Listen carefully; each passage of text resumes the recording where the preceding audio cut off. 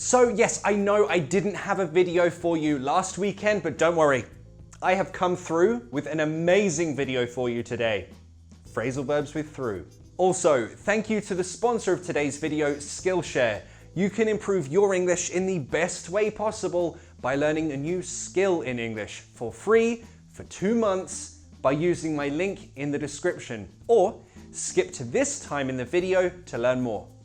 First, pronunciation. Say these words with me and practice. Tough. Though. Through. Thought. Thorough. Through. I'm kidding, that's not a word. Let's practice with a sentence. This one. My plan didn't work. I thought it through thoroughly though. I thought it through thoroughly though. Now you say it. I'm sure you are perfect. That's for you.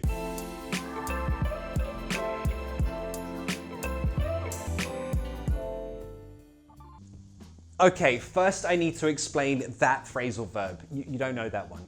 Okay, well, this phrasal verb, it's a bit flexible.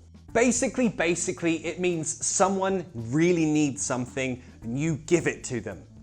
For example, oh, hey, I heard you needed a phone charger, so I brought you one from home. Oh, you legend, thank you so much.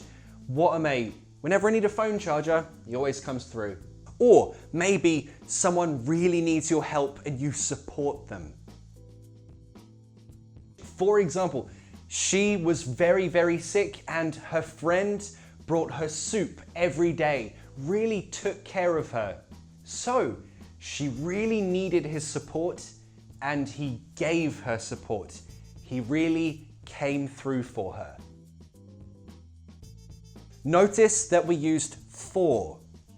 She can simply say, I needed support and he really came through. But to be specific, she's saying, he really came through for me. So if you put the person or the receiver of the support, you need for me, for the person. Also notice this isn't for something small. For example, like we go for coffee and you pay for me. It's very nice, but that's not exactly to come through for me. No, if we go for coffee and I'm like, oh my God, I forgot my wallet. I don't have any money. Shit, I'm so sorry. I'm worried. I really need some help here. And you, because you're amazing, you say, don't worry. I've got these coffees and here's some money so you can get home. In that case, you come through for me because it's something I really need. In another context, perhaps more common context, you know when you send someone a message and your Wi-Fi goes down, your Wi-Fi stops working, and you're not sure if your message sent to the person or not. You want to know, hey, did my message send to you? You'll ask this. Hey, I sent you a message. Did it go through? Did it send? Did it go through? But when you talk about receiving a digital message, text, email, application form, no, I didn't receive anything. Nothing came through. Go through, it sends. Come through, you receive the message. A really common use of a verb plus through. It means movement in the middle of something. For example, oh my God, to get here, it was so busy. I walked through the streets and I had to push through a bunch of people. So you walk in the middle of the streets. You push in the middle of a bunch of people. You can change this verb and that changes how you move. Run through the streets, walk through the streets, jump through the streets, dance through the streets if you really want to. Nice and easy. You change this verb, you change the type of movement. Another way that a verb with through works is you want to explain to or show someone what is going to happen. For example, at an event, at a meeting, or you have plans, or a list of things are going to happen. You want to explain that to someone. For example, a colleague at work wants to know what is going to happen at tomorrow's meeting.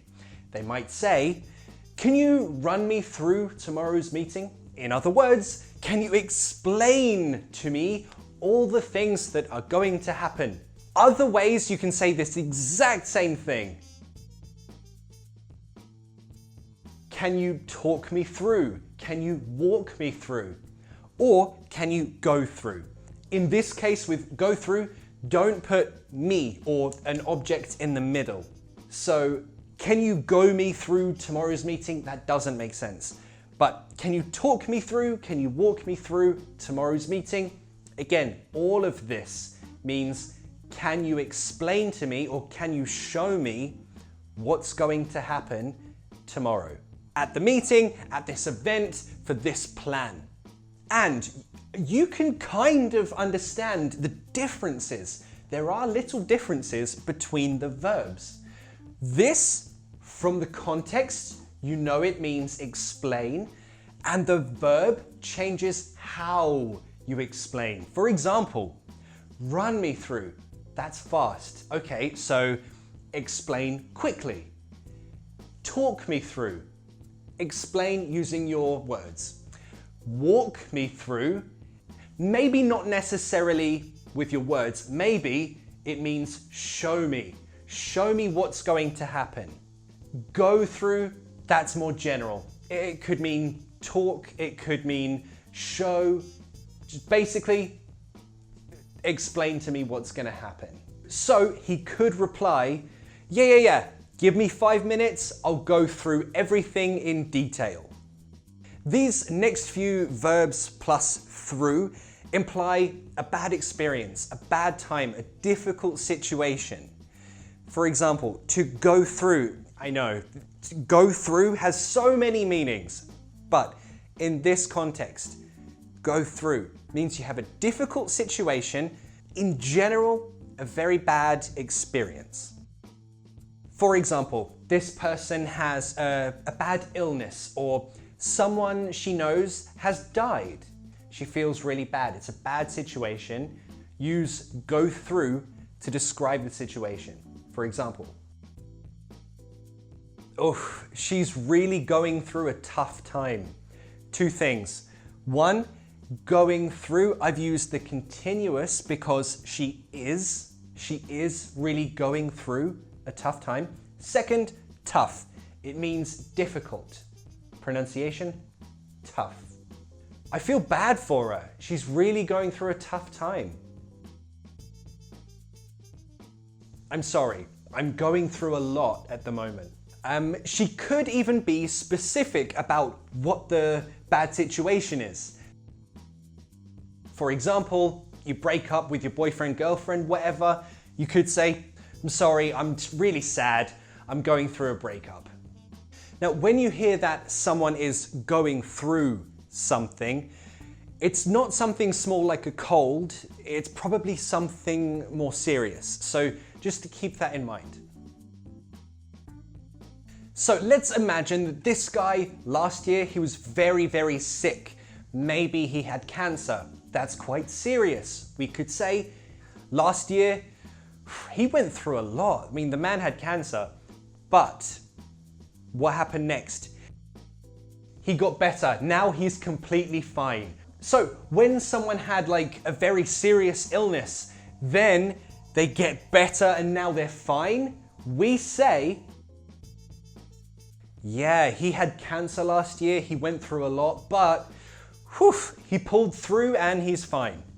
So to pull through, yeah, it means you had something bad, but that's finished and now you're great. You pulled through. And finally, if you cause someone else to have a bad situation, then you put them through something. For example, he broke up with his girlfriend on her birthday. That is terrible. That's terrible. He caused her to have a bad situation, a bad experience. So, her friend will say, how could you put her through this? In other words, how could you cause her this bad situation? Actually, this is not always that you cause someone else to have a bad situation.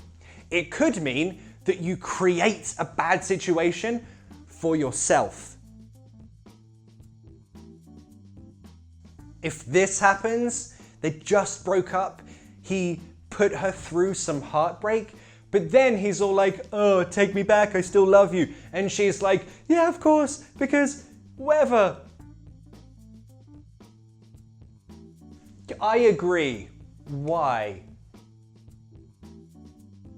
Oh, you getting back together? Don't put yourself through this again.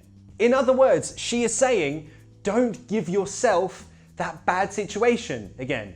The next one, you have a plan with your mates, your friends, to go on holiday. Then you are about to book the tickets to fly. Then your mate texts you, hey, sorry, I can't go anymore. Something came up. Bye. So if you have plans, but those plans fail, we say that those plans fall through.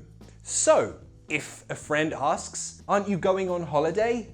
No, not anymore. The plans fell through. Practice this vocabulary in the comments. Tell me about a time when you had plans, but they fell through. What happened? Why?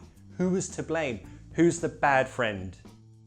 The next one. Okay, if you've seen this video, then you already know that see through means when someone lies to you, you understand their lies. You don't believe it for a second, for example. Yeah, of course I love you. I love only you. In fact, I would never even look at another girl.